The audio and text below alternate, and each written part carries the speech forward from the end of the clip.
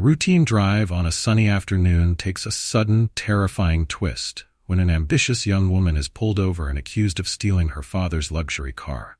Naomi Benson, full of joy after her acceptance into her dream college, suddenly finds herself handcuffed on the side of the road, treated like a criminal by an officer whose prejudices refuse to let him see the truth. But just when it seems like all hope is lost, the tables turn. Her father, Commander Marcus Benson, arrives not just as a parent, but as a leader determined to hold the system accountable.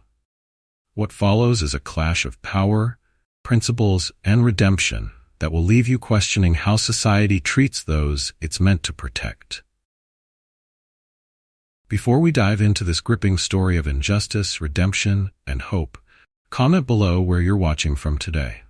And if you find this story as moving as we do, don't forget to subscribe to our channel for more inspiring tales like this one. Naomi Benson sat in her father's pristine black luxury sedan, her lips curving into a wide smile as she cruised through the sunny streets of their affluent neighborhood. The sky was a dazzling blue, the kind of day that made the world feel alive with possibilities. For Naomi, those possibilities seemed endless. She had just been accepted into her dream university. Her hard work had finally paid off. Bookmark. Her mind drifted back to the moment she had shown the acceptance letter to her father, Commander Marcus Benson, the night before. His proud smile had been everything to her. "You've made me the happiest man alive, Naomi," he'd said, pulling her into a warm embrace. "You've earned this." It was Marcus's idea to let her drive his car that morning. The keys had been handed over with a proud nod. "Take it out. Show the world what you've achieved," he'd said. The feel of the sleek leather steering wheel beneath her fingers was intoxicating. Her usual ride, a battered old sedan with a mind of its own, felt like a distant memory. This car represented something different: achievement, pride, and a glimpse of the future she'd worked so hard to secure. As Naomi drove, her thoughts wandered to the possibilities that awaited her at university. She imagined walking through bustling lecture halls, making friends from all walks of life, and eventually crossing the graduation stage with her father cheering her on. She turned onto a quieter street lined with towering oaks, the rumble of the engine a soothing backdrop to her daydreams. But her perfect day was shattered by the sudden flash of red and blue lights in her rearview mirror. Her heart leaped into her throat. What? Naomi checked the speedometer. She wasn't speeding. There were no signs she had missed, no rules she had broken. Confused but cautious, she flicked on her turn signal and pulled over to the curb. In the car behind her, Officer Derek Crawford eyed the sleek black sedan with a mix of suspicion and disdain. The sight of a young black woman behind the wheel of such an expensive car lit a fire in his gut. No way that car belongs to her, he thought, his lip curling. Derek's world was a black and white one, divided into the deserving and the undeserving. He wasn't about to let someone like Naomi go without scrutiny. The arrogance of it, the audacity of her just cruising around like she belonged, set his teeth on edge. With deliberate slowness, he stepped out of the patrol car, adjusting his belt so that his hand rested near his holstered gun. His boots crunched against the asphalt as he approached the driver's side window. Naomi rolled it down, forcing a polite smile despite the nerves tightening her chest. "Good morning, officer. Is something wrong?" Derek didn't return the courtesy. His eyes swept over her, cold and calculating as though she were an insect under a magnifying glass. "License and registration," he barked. Naomi's brow furrowed slightly, but she nodded. "Of course. May I ask why I'm being stopped?" His eyes narrowed further, his lip curling into something resembling a sneer. "Just hand over the documents, miss." The weight of his gaze made Naomi's stomach churn. Something about the way he looked at her like she didn't belong, like she was already guilty, sent a ripple of unease through her. Trying to keep her hands steady, she reached into the glove compartment for the registration and pulled her license from her wallet. "Here you go," she said, offering the papers with a small, nervous smile. Derek snatched them from her hands without so much as a glance in her direction. His eyes scanned the registration, and he let out a low, humorless chuckle. "This car is registered to a Marcus Benson," he said, his tone dripping with accusation. "Care to explain that?" Naomi blinked, taken aback by the question. "Yes, sir. Marcus Benson is my father. He lent me the car this morning to celebrate my..." Derek cut her off with a sharp laugh, shaking his head. Sure he did. And I'm Santa Claus. He straightened, folding his arms over his chest. Step out of the vehicle. Her stomach dropped. What? Sir, I promise you can call my father and… now. Derek barked, his voice rising. Naomi's hands gripped the steering wheel tightly as she tried to steady her breathing. Reluctantly, she opened the door and stepped out, her legs feeling like jelly beneath her. Derek's eyes roamed over her, his expression a mix of contempt and smug satisfaction. Look at her, he thought, trying to play the part. Turn around and put your hands on the car, he ordered. Sir, now, he snapped, his tone brooking no argument. Tears stung Naomi's eyes, but she refused to let them fall. She turned and placed her hands on the hood of the car, the warmth of the metal seeping into her palms. Behind her, she could hear Derek muttering to himself. Kids like this think they can just take what they want, he said under his breath, loud enough for her to hear. Not today. Naomi's chest tightened, her breathing shallow. The humiliation burned like a hot coal in her throat. Her perfect day had spiraled into a nightmare, and there was nothing she could do to stop it. Derek stomped back to his patrol car, holding her license and registration like evidence of a crime. He slammed the door shut and began typing furiously into his onboard computer, shaking his head in disbelief. Marcus Benson, he muttered, his voice laced with derision. Yeah, right. Like someone like her could be connected to someone like that. Naomi glanced over her shoulder, her heart racing as she saw Derek speaking into his radio. The words possible stolen vehicle reached her ears, and panic flooded her system. Officer, please, she called out, her voice trembling. Just call my father, he'll explain. Enough, Derek barked, cutting her off as he marched back toward her. Stop talking. You're only making it worse for yourself. Naomi pressed her lips together, biting back the wave of frustration and fear rising in her chest. Behind her, cars slowed as passers-by gawked at the scene. She could feel their eyes on her, judging, assuming. Derek pulled a pair of handcuffs from his belt, the metallic clink making Naomi's stomach churn. Turn around, he ordered, his tone cold and impersonal. Her voice cracked as she spoke. Sir, I'm telling you the truth. I didn't. Turn around, Naomi complied, tears finally spilling down her cheeks as the cuffs clicked around her wrists. The cold metal bit into her skin, their weight heavy and unforgiving. Dispatch, Derek said into his radio, his voice flat and dispassionate. I'm bringing in a suspect, possible grand theft auto. Naomi's breath hitched as the words sank in. She wasn't a suspect. She wasn't a thief. She was just a girl trying to celebrate one of the happiest moments of her life. As Derek led her toward the patrol car, she managed to twist her wrist just enough to pull her phone from her pocket. Her fingers trembled as she dialed. The line rang twice before a familiar voice answered. Naomi? Sweetheart, what's wrong? Dad, she whispered, her voice breaking. I need your help. I've been arrested. They think I stole your car. Commander Marcus Benson's voice remained calm on the phone, but Naomi could sense the tension beneath it. Where are you? He asked, his words clipped and deliberate. Naomi gave him the address, her voice shaky. Dad, please hurry. He won't listen to me. I'm on my way, Marcus said firmly. Stay calm, Naomi. I'll handle this. As the call ended, Naomi felt a flicker of hope in her chest, but as she glanced back at Officer Derek Crawford, her heart sank again. He stood near his patrol car, arms crossed over his chest, his face twisted into a smug expression as though he'd just solved a major crime.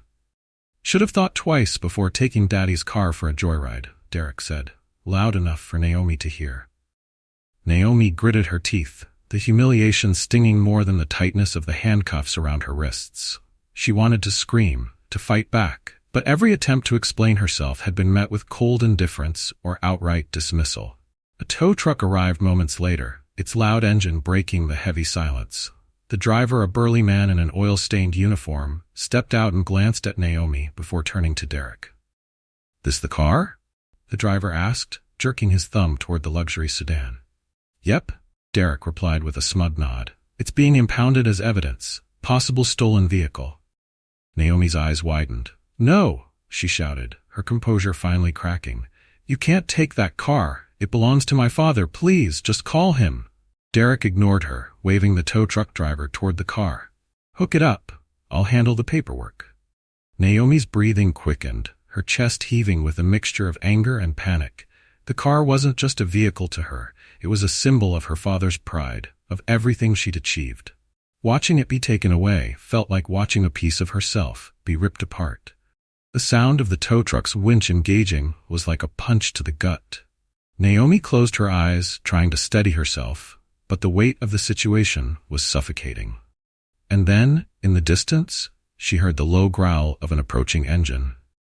Bookmark. Marcus Benson's sleek SUV came to a halt just behind the patrol car, and the commander stepped out with the precision and authority of a man who had spent decades in law enforcement.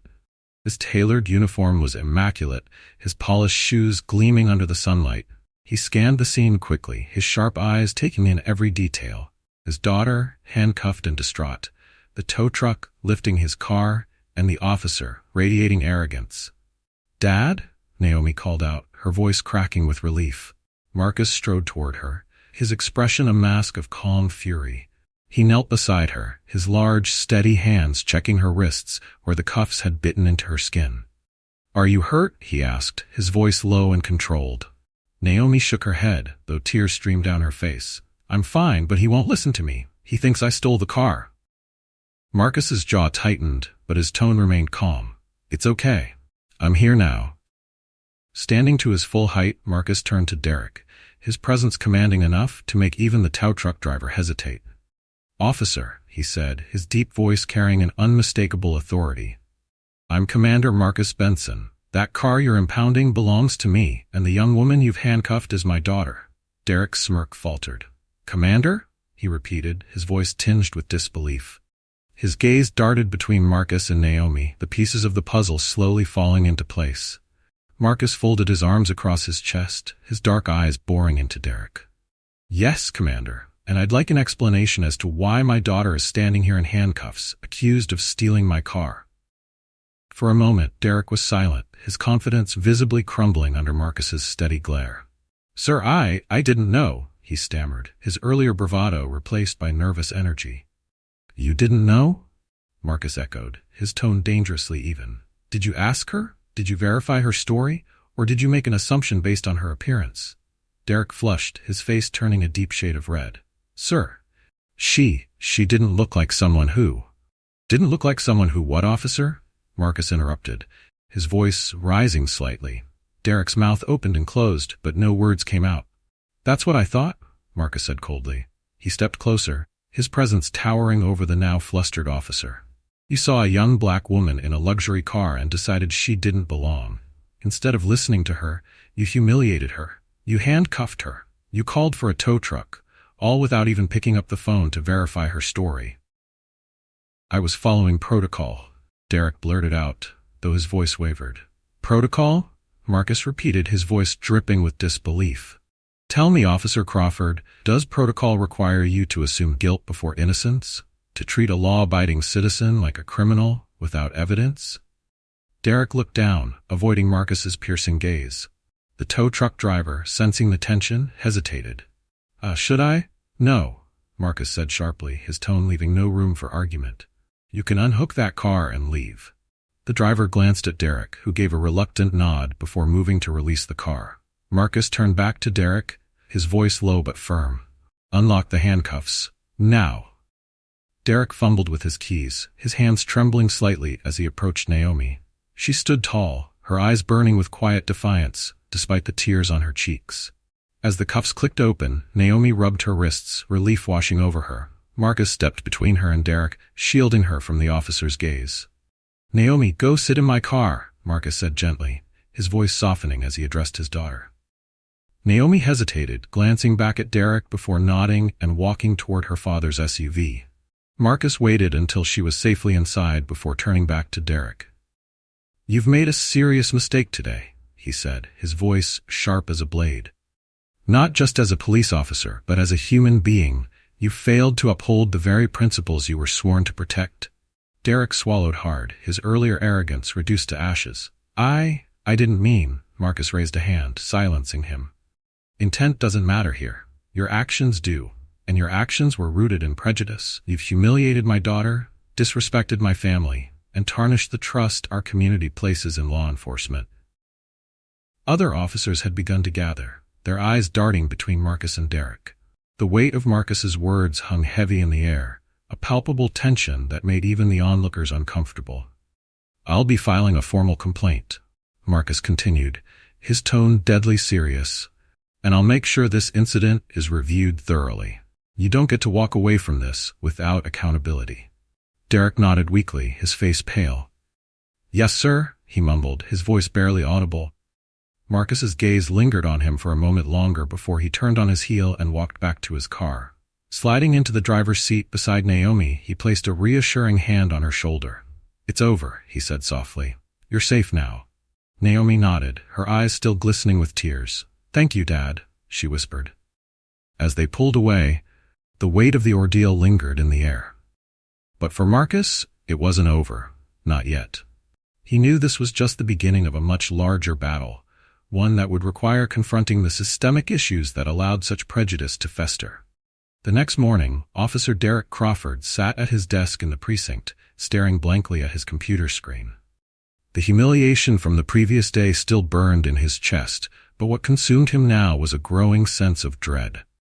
The shift commander's office door slammed open, and Derek's partner, Officer Melissa Vance, stepped into the room, her expression a mix of disbelief and annoyance. She tossed a newspaper onto Derek's desk. "You've seen this yet?" she asked, her tone sharp. Derek glanced down at the headline, "Commander's Daughter Cuffed in Racial Profiling Incident. Calls for Police Accountability Grow." His stomach churned. There, in a grainy photo snapped by a bystander, was Naomi Benson, her wrists cuffed, her face a mixture of fear and defiance. Beside her stood Derek, his expression hard and unyielding. "Melissa, Derek began, but she held up a hand. "Save it," she snapped. "Do you have any idea how bad this makes us look? This isn't just about you, Derek. This is about all of us. The entire department is under fire because you couldn't handle yourself out there." "I was following protocol," Derek said defensively, though his voice lacked conviction. Melissa scoffed. "Protocol? Don't give me that. You didn't follow protocol. You followed your gut. And your gut told you that a black girl in a luxury car had to be a thief. Admit it."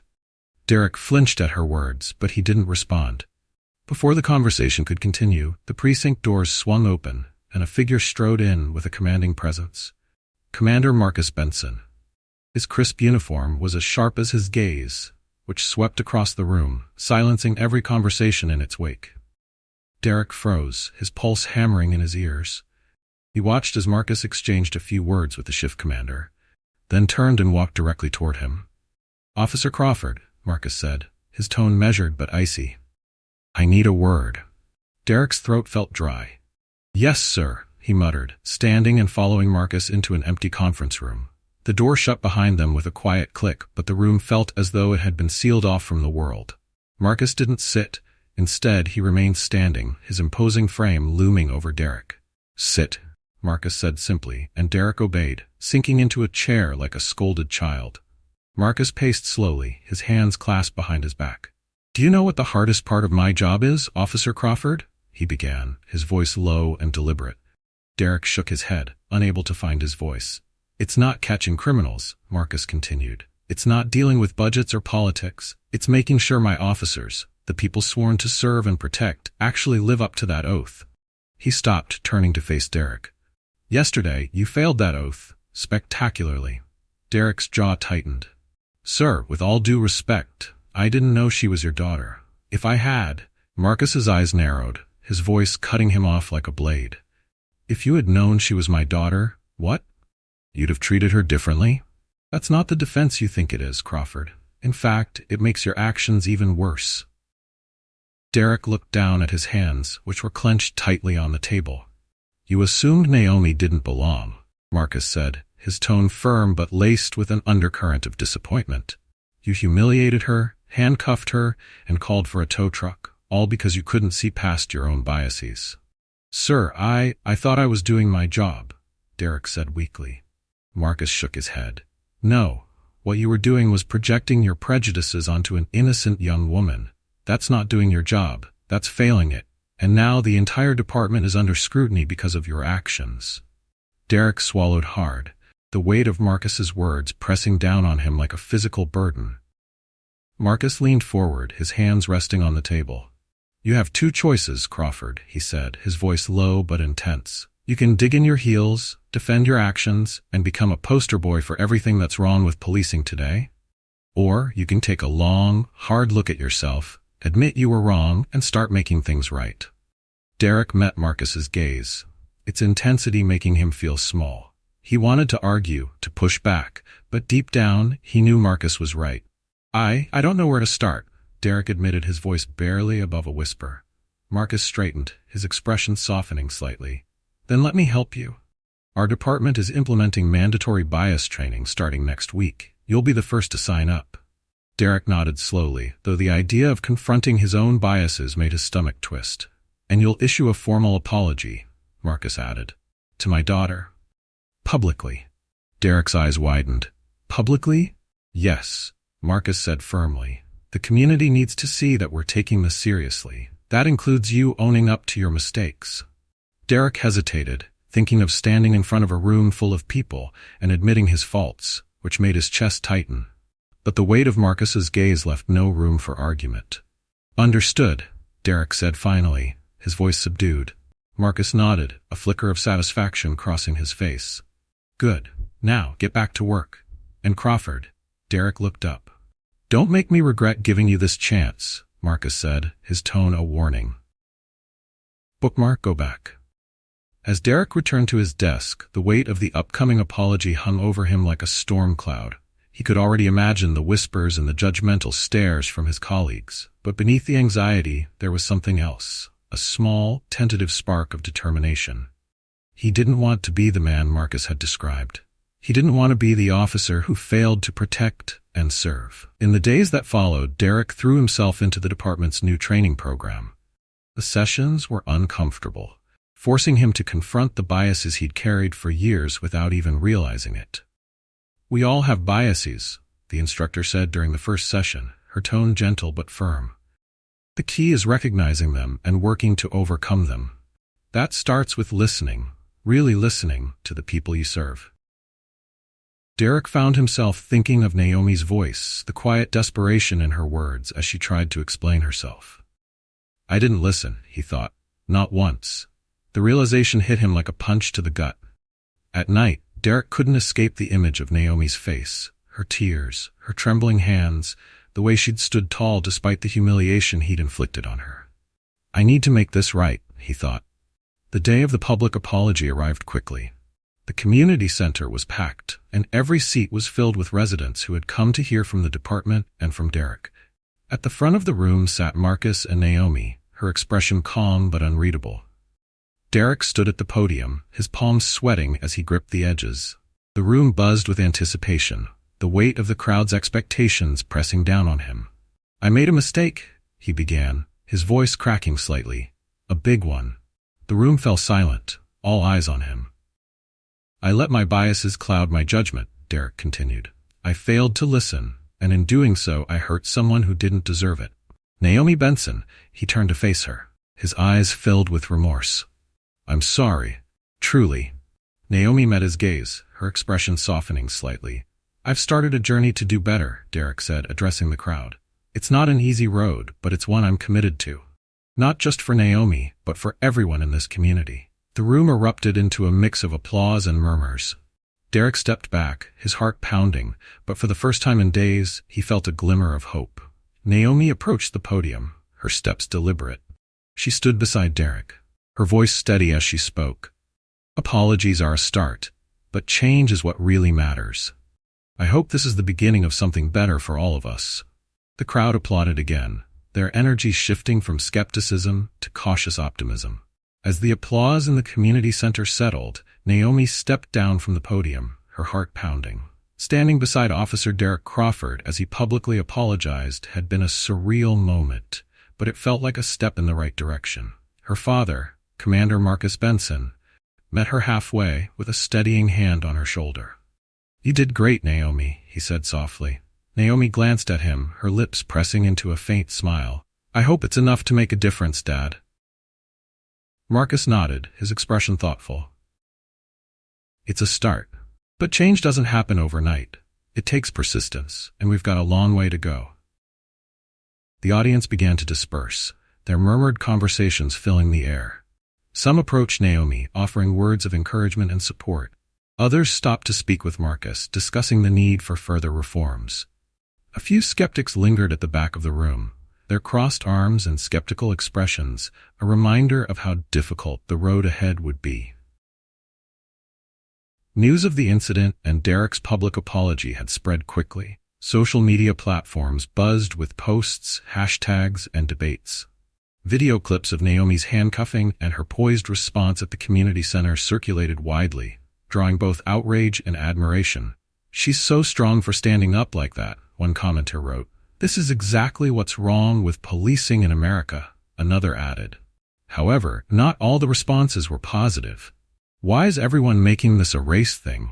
The cop was just doing his job," one post read, sparking a heated argument in the replies. In Naomi's community, the reactions were just as mixed. While many residents rallied around her and her family, others were less sympathetic. "Maybe she should have just cooperated," one neighbor muttered during a local town hall. "She did cooperate," someone else snapped. "That's the whole point. She did nothing wrong, and she was still treated like a criminal." Tension simmered, threatening to boil over as the community grappled with what the incident represented. In the days following the apology, Commander Benson worked tirelessly to channel the energy of the moment into meaningful action. He knew that addressing the issue required more than just words. It needed a comprehensive plan. At the precinct, Marcus gathered his officers for a meeting. The tension in the room was palpable as they waited for him to speak. "Yesterday was a wake-up call," Marcus began, his tone firm but calm. "What happened wasn't just a mistake, it was a failure to uphold the values we swore to protect." His gaze swept across the room, landing on officers who shifted uncomfortably in their seats. Derek Crawford was among them, his face pale but resolute. "We're implementing mandatory bias training effective immediately," Marcus continued. "And I don't mean a quick slideshow and a box to check off. This will be intensive, interactive, and ongoing. It's going to be uncomfortable, but it's necessary." A murmur rippled through the room. "This isn't about punishing anyone," Marcus added, his voice softening slightly. "It's about ensuring we do better, individually and as a department. Our community deserves nothing less." Meanwhile, Naomi found herself thrust into a spotlight she hadn't asked for. Community leaders and activists began reaching out to her, asking her to share her story at town halls, schools, and civic events. At first, she hesitated. She wasn't sure she wanted to relive that awful day over and over again. "Why me?" Naomi asked her father one evening as they sat in the living room. "Because your voice matters," Marcus replied. "You have a chance to make a difference, Naomi. To inspire others and push for the change we all need." With his encouragement, Naomi agreed to speak at a local forum on racial equity. Standing in front of the packed auditorium, she took a deep breath, her palms clammy as she gripped the microphone. "Good evening," she began, her voice steady despite the butterflies in her stomach. "My name is Naomi Benson, and a few weeks ago, I was handcuffed and nearly arrested for driving my father's car." She paused, letting the weight of her words settle over the room. "I've always been taught to respect the police," she continued, "to believe that if I was polite, followed the rules, and did everything right, I'd be okay. But that day, I learned that sometimes it doesn't matter what you do. It's what you look like that people see first." The room was silent, every eye fixed on her. "That experience was painful," Naomi said, her voice faltering slightly, "but it also showed me how much work we have to do as a community. And I'm here tonight because I believe we can do better together." When she finished, the crowd erupted into applause. Naomi stepped off the stage, her heart racing, but for the first time, she felt a sense of purpose. Back at the precinct, the changes Marcus implemented began to take root. Officers attended regular training sessions where they participated in role-playing exercises and discussions about implicit bias. At first, the sessions were met with resistance. "This is just PR nonsense," one officer muttered under his breath during a session. But as the weeks went on, attitudes began to shift. The training wasn't just about checking boxes. It was about challenging perspectives and encouraging reflection. One afternoon, during a session on de-escalation techniques, Derek found himself paired with Officer Melissa Vance. The scenario involved a tense traffic stop, similar to the one with Naomi. "Try it again," the instructor said after Derek's first attempt. "But this time, focus on listening instead of assuming." Derek took a deep breath and tried again, his approach more measured. When the scenario ended, Melissa gave him a small nod. "Better," she said. Derek felt a flicker of hope. Beyond the precinct, Marcus encouraged his officers to engage with the community in new ways. Community outreach events became a regular occurrence, with officers attending neighborhood meetings, school assemblies, and block parties. At one such event, Derek found himself paired with Naomi. It was an awkward start. Both were unsure of how to address the tension lingering between them. "I'm glad you came," Naomi said finally, breaking the silence. Derek nodded. "I'm glad I did too, and I hope I can prove to you that I've changed." Naomi studied him for a moment before offering a small smile. "We'll see." As the event went on, Derek and Naomi worked side by side, answering questions from residents and handing out flyers about upcoming police reforms. For the first time, Derek felt like he was making a real connection with the community and with Naomi. Over time, the community began to notice the changes. Residents who had once avoided the police started to engage with them, sharing concerns and suggestions. Officers who had been reluctant to participate in reforms began to see the value in them. One evening, as Naomi drove through her neighborhood, she noticed something that made her smile. On a nearby wall, a vibrant mural had been painted. It depicted people of all races and backgrounds standing together, their hands joined beneath the words, "Unity in Diversity." Naomi pulled over and snapped a picture, sending it to her father with a simple message. "We're making progress." Officer Derek Crawford stood in the precinct hallway, staring at the door of the conference room where Naomi Benson was waiting. His palms were sweaty, his heart pounding like a drum. Today was the day he requested a private meeting with Naomi to express his remorse. The past few weeks had been grueling for Derek. The mandatory bias training had forced him to confront uncomfortable truths about himself. He'd always thought of himself as a fair officer, someone who followed the law and did his job without prejudice.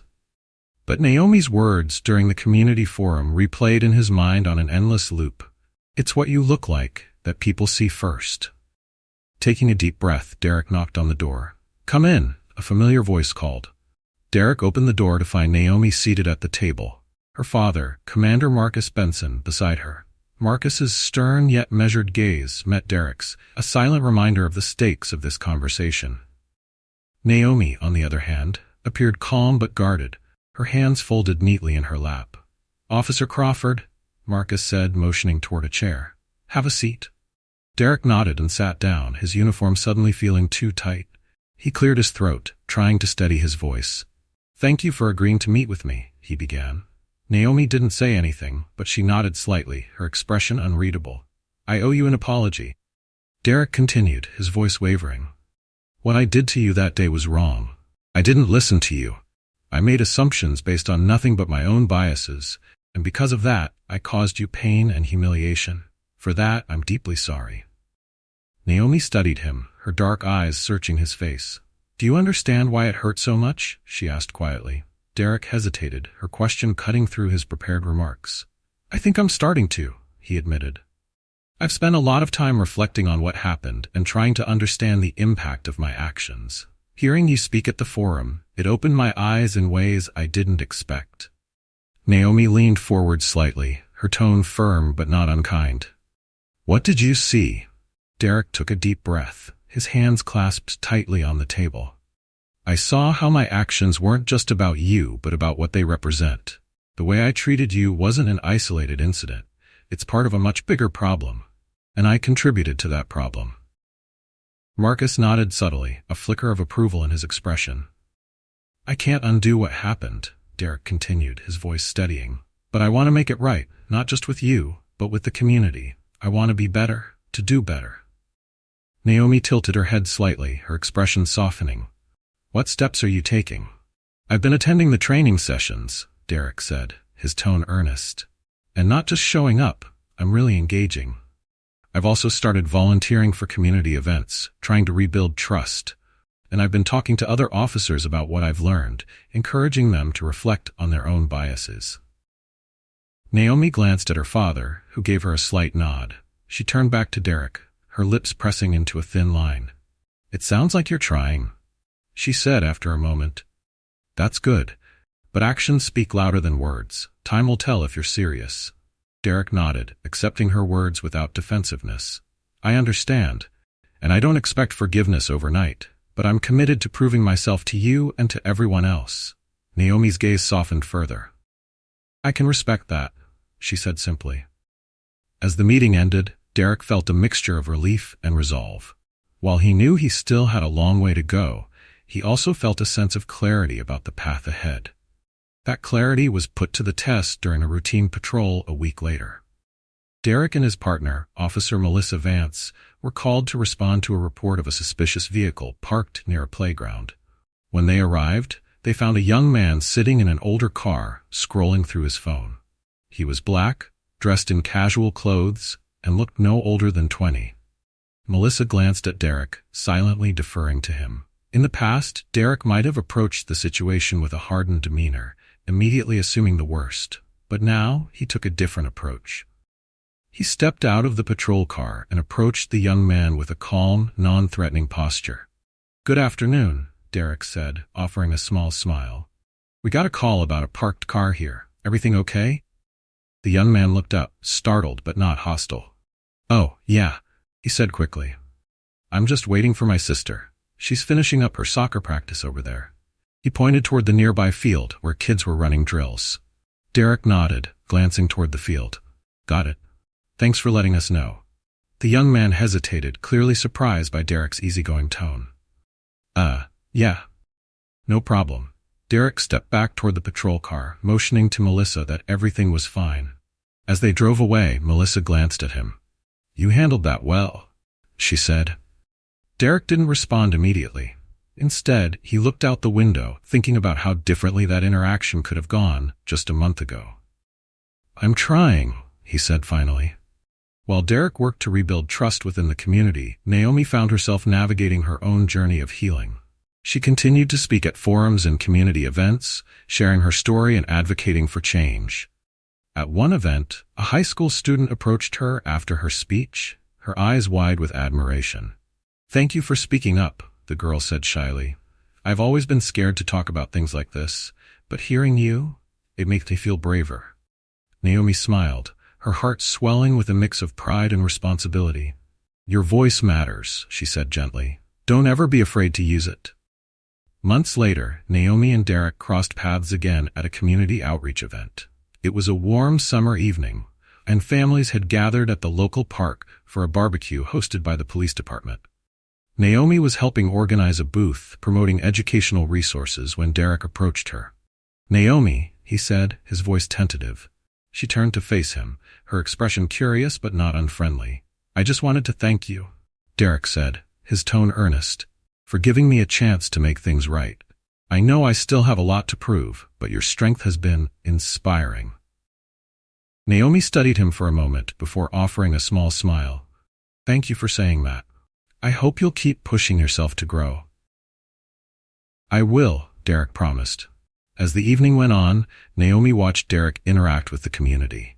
He greeted residents with genuine warmth, listened to their concerns, and played soccer with a group of kids, laughing alongside them. For the first time, Naomi saw not the officer who had wronged her, but a man trying to change. Derek's efforts didn't go unnoticed. Over time, other officers began following his lead, embracing the reforms Marcus had implemented. The precinct gradually became a place of progress, where conversations about race and bias were met with openness instead of defensiveness. For Naomi, seeing these changes reinforced her belief in the power of resilience and advocacy. One evening, as she prepared for her first day at college, Naomi glanced at the framed acceptance letter on her desk. The memory of that fateful day still lingered, but it no longer felt like a weight dragging her down. Instead, it felt like a stepping stone, a reminder of how far she'd come and how far there was still. As the weeks turned into months, Naomi Benson's community began to undergo a transformation. What had started as a painful incident involving racial profiling had sparked conversations that many had long avoided.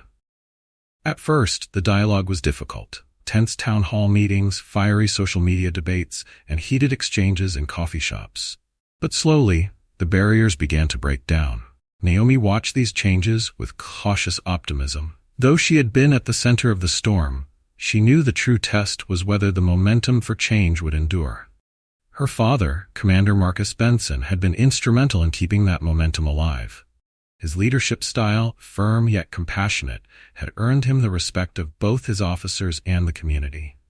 He often reminded his team that building trust wasn't just about apologizing, it was about consistent, meaningful action. One of the first major initiatives was the establishment of a community oversight board.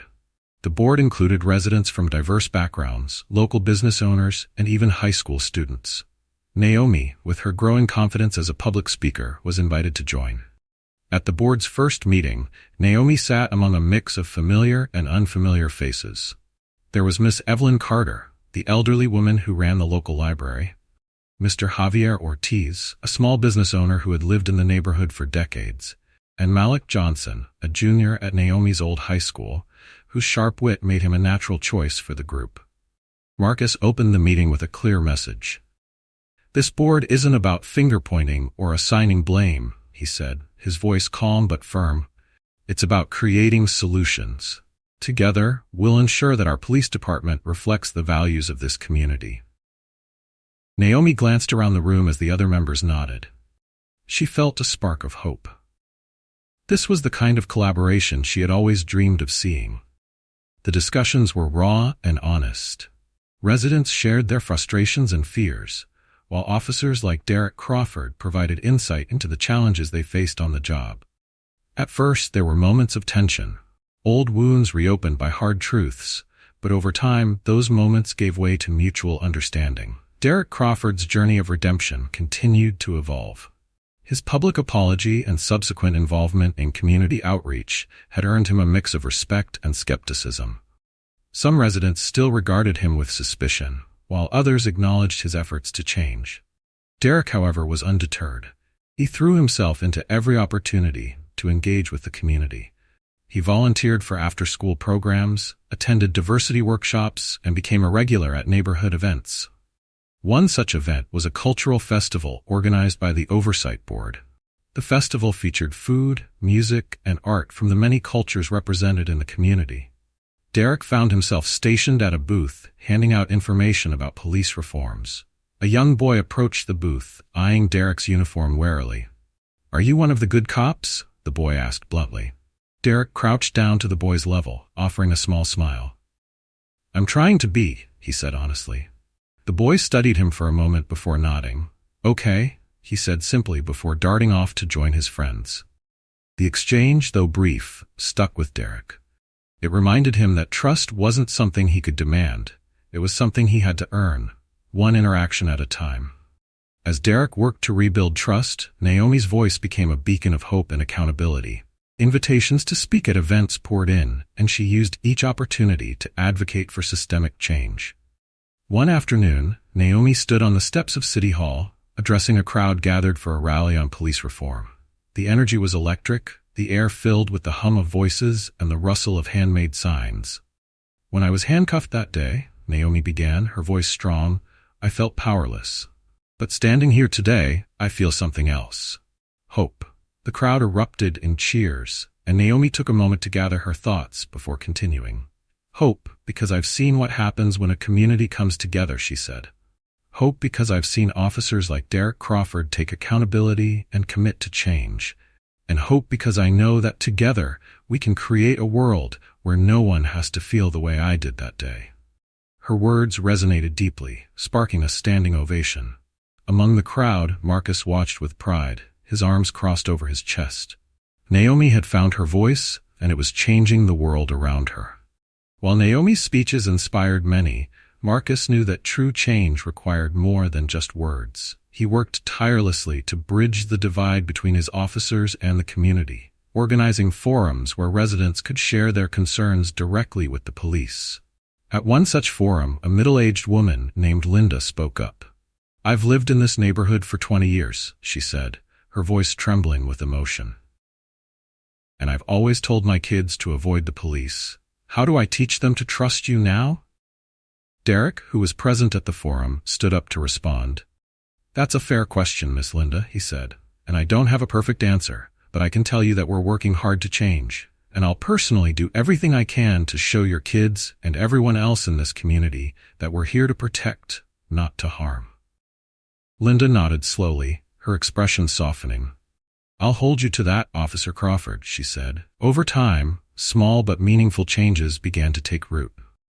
Officers like Derek were seen engaging with residents in positive ways, helping out at community events, playing basketball with neighborhood kids, and even hosting workshops on conflict resolution. The precinct also began recruiting more diverse officers, ensuring that the department better reflected the community it served.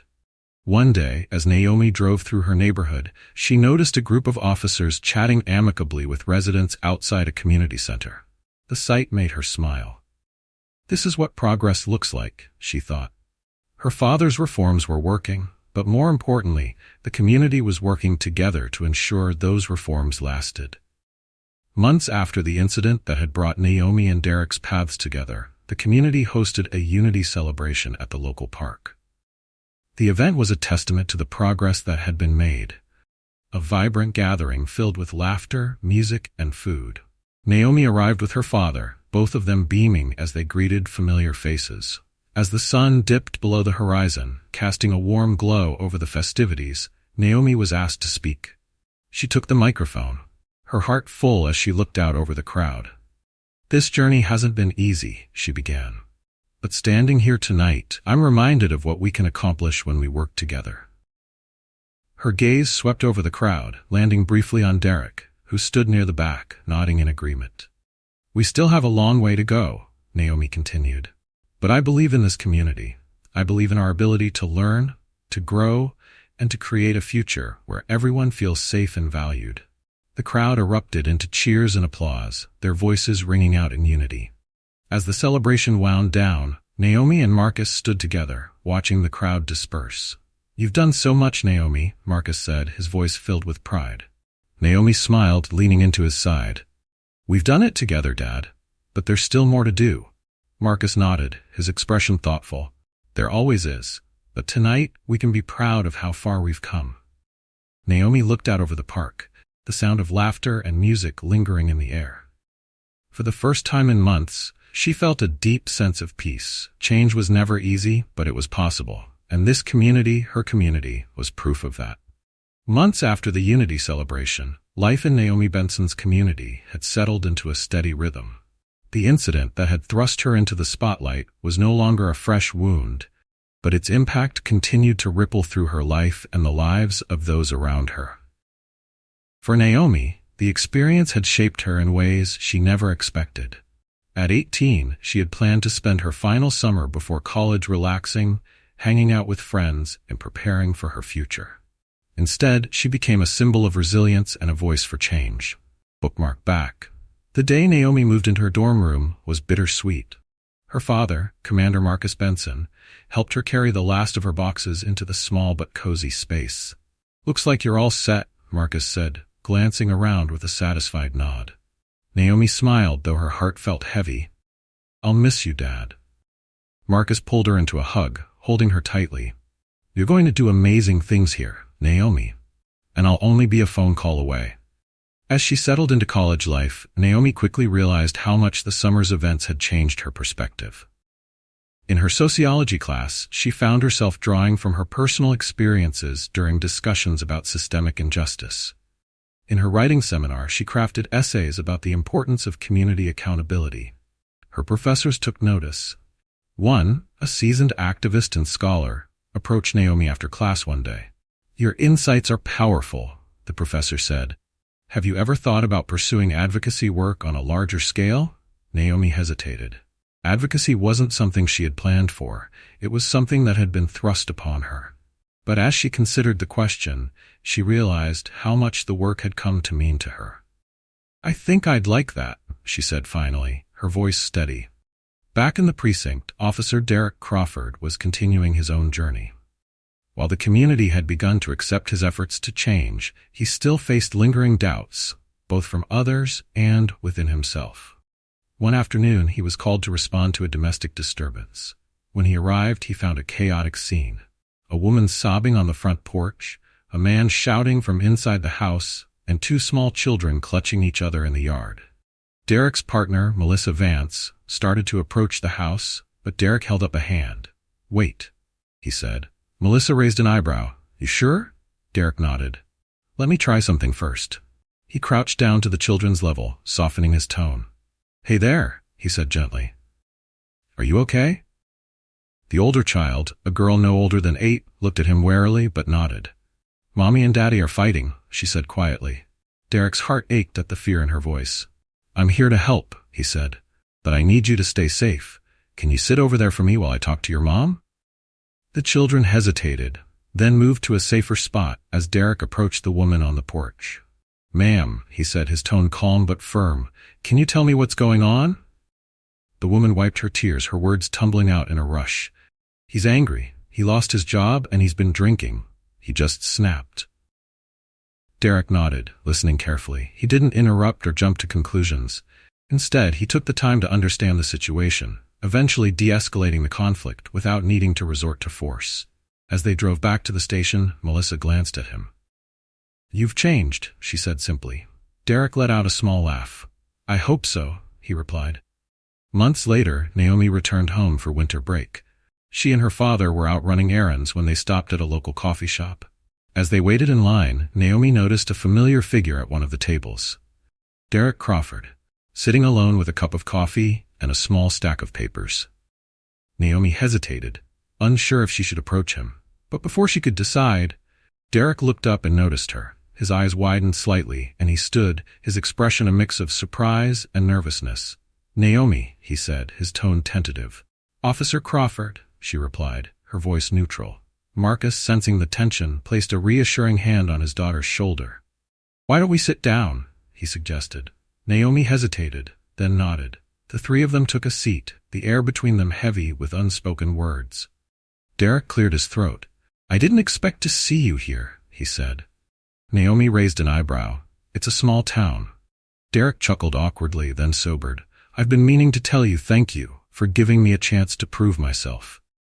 Naomi studied him, her expression thoughtful. "Have you?" she asked. Derek met her gaze, his eyes steady. "I think so. But I know it's not about what I think. It's about what the community sees. I've been working hard to make sure my actions speak louder than my words." Marcus, who had been quietly observing the exchange, finally spoke. "He's been making progress," he said. "I've seen it myself." Naomi nodded slowly. "Good," she said simply. Derek smiled faintly, a weight lifting from his shoulders. As Naomi and Marcus left the coffee shop, she found herself reflecting on the conversation. While she still carried the scars of that day, she realized that forgiveness, true forgiveness, wasn't about forgetting what had happened. It was about acknowledging the pain and choosing to move forward. Derek's journey had also inspired other officers in the precinct to reflect on their own biases. The reforms Marcus had implemented were slowly but surely becoming part of the department's culture. Beyond the precinct, the community itself had grown stronger. The oversight board continued to meet regularly, proposing new initiatives and holding the police accountable. Schools introduced programs to teach students about civic engagement and social justice. Naomi saw these changes not as the end goal, but as the foundation for something greater. On a cold spring evening, Naomi stood on stage at a community awards ceremony. She had been nominated for her advocacy work, and as she looked out at the crowd, she spotted familiar faces. Her father, smiling proudly, Ms. Evelyn Carter from the Oversight Board, Malik Johnson, now a senior and more confident than ever. And near the back, Derek Crawford stood quietly, his expression one of respect and gratitude. When Naomi's name was called, the room erupted into applause. She stepped forward, accepting the plaque with a humble smile. "This isn't just my award," she said, her voice steady. "This is for everyone who has fought for change, who has stood up for what's right, and who continues to push for a better future." The crowd rose to their feet, their cheers filling the room. As the ceremony ended, Naomi found herself standing outside, gazing up at the stars. Marcus joined her, his hands in his pockets. "Feeling proud?" he asked. Naomi smiled. "Yeah, but there's still so much more to do." Marcus nodded. There always will be, but you've already made such a difference, Naomi, and I'm so proud of you. Naomi leaned into her father's side, feeling the warmth of his presence. Together, they looked out at their community, a place that had grown stronger, more unified, and more hopeful. It wasn't perfect. Change rarely was, but it was progress. For Naomi and Derek, their shared journey had become a testament to the power of resilience, accountability, and the belief that even the hardest paths could lead to redemption. The air buzzed with anticipation at the unveiling of a new mural in the heart of Naomi Benson's neighborhood. The project, commissioned by the Community Oversight Board, was a collaboration between local artists, students, and officers from the precinct. Its purpose was clear: to honor the progress made, to reflect the journey of unity, and to inspire continued efforts toward equality. Naomi stood among the crowd, bundled against the crisp spring air. Her father, Commander Marcus Benson, stood beside her, his broad frame a reassuring presence. On the mural, vibrant colors intertwined to depict a powerful scene, individuals of all races and backgrounds standing shoulder to shoulder, their hands linked in solidarity. Above them, bold letters spelled out the words, "Unity through understanding." As the final sheet covering the mural was pulled away, the crowd erupted into applause. Naomi felt a swell of emotion rise in her chest. This was more than art. It was a statement, a commitment to building something better. Derek Crawford watched the unveiling from a few steps back, his hands tucked into his jacket pockets. He hadn't wanted to stand too close, not because he was ashamed, but because he didn't want to overshadow the moment. The past year has been one of growth, reflection, and hard work. Derek had thrown himself into the reforms spearheaded by Marcus Benson, not out of obligation, but out of genuine commitment. The bias training sessions had become more than a requirement. They had become opportunities for him to confront the parts of himself he'd ignored for far too long. More importantly, Derek had built connections with the community he served. Through countless outreach events, school visits, and even one-on-one conversations, he had worked to rebuild trust. And though he knew not everyone was convinced, the progress he'd made felt real. "Officer Crawford," a voice called, breaking him from his thoughts. He turned to see Malik Johnson, the high school senior who had joined the oversight board. Malik's sharp eyes studied him, but his expression was friendly. "You coming to the discussion at the library later?" Malik asked. Derek nodded. "Wouldn't miss it." Malik smirked. "Good. I've got some tough questions lined up for you." Derek chuckled, shaking his head. "I'd expect nothing less." Later that evening, Naomi sat at her desk, poring over notes for an upcoming speech. Since starting college, she had grown more confident in her role as an advocate, often speaking at events focused on social justice and police reform. But this speech was different. It wasn't just for her community or her peers. It was for a national conference on policing inequity. Leaders from across the country would be in attendance, and Naomi knew the weight her words would carry. Her phone buzzed, and she glanced at the screen to see a text from her father. "Proud of you. Call me when you're done working, okay?" Naomi smiled, her heart warming at the simple message. Marcus had been her rock through everything, and knowing he believed in her gave her the strength to keep going. Turning back to her notes, Naomi wrote the final lines of her speech. "True progress isn't about perfection. It's about persistence. It's about showing up, listening, and working together, even when it's hard. Especially when it's hard." The conference hall was packed with hundreds of attendees, from activists and academics to law enforcement officials. Naomi stood backstage, clutching her note cards as she took deep breaths to calm her nerves. "You've got this," she whispered to herself. When her name was called, the audience broke into polite applause as she stepped onto the stage. Naomi adjusted the microphone, her hands trembling slightly. "Good afternoon," she began, her voice steady despite the butterflies in her stomach. "My name is Naomi Benson, and I'm here today because of an experience that changed my life." She recounted the events of the past year, the traffic stop, the humiliation, the anger, and eventually the progress. She spoke about the reforms her father had implemented, the efforts of Officer Crawford, and the power of community collaboration. "But this isn't just my story," Naomi said, her voice rising with conviction. "This is about all of us. It's about recognizing that change doesn't happen in isolation. It happens when people from all walks of life come together with a shared purpose. It happens when we choose to see each other not as stereotypes, but as human beings. The room was silent, every eye fixed on her. "I'm not here to tell you that the work is done," Naomi continued. "It's not. There's still so much to fix, so much to learn. But I've seen what's possible when we commit to trying. And I believe that if we persist and refuse to give up, we can create a system that truly serves everyone." As she finished, the audience erupted into a standing ovation. Naomi stepped back from the microphone, her chest heaving with emotion. Back in her community, the changes sparked by Naomi's experience continued to flourish. The oversight board became a model for other neighborhoods, and officers from Marcus's precinct were invited to speak at events across the state. Derek Crawford, once a symbol of the problem, became an example of the solution. His journey from arrogance to accountability inspired others in law enforcement to reflect on their own actions. And Naomi's impact extended far beyond her hometown. Her speeches and advocacy work caught the attention of national organizations, leading to internships and opportunities that she had never imagined. But through it all, Naomi remained grounded. She often returned home to spend time with her father, to attend board meetings, and to check in on the progress of the reforms she had helped inspire. One evening, as she and Marcus sat on their porch, Naomi looked out at the quiet street. "Do you think we've really made a difference?" she asked softly. Marcus smiled, his gaze steady. "I don't think I know. You've changed lives, Naomi, mine included." Naomi turned to him, her eyes shimmering with gratitude.